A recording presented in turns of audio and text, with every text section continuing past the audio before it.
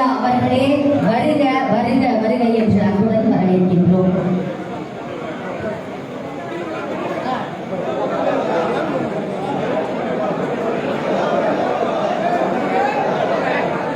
முதலில் தலைமை உரையாற்ற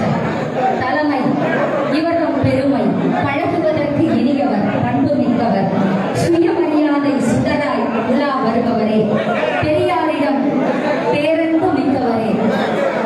பெரியார் அண்ணா கலைஞர் உள்ளிட்ட தலைவர்களுடன் இணைந்து செயலாற்றியவரே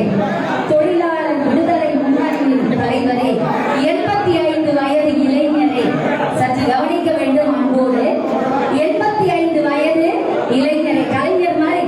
நம்முடைய ஐயா அவர்கள் 85 வயது இளைஞரை ஐயா பொன்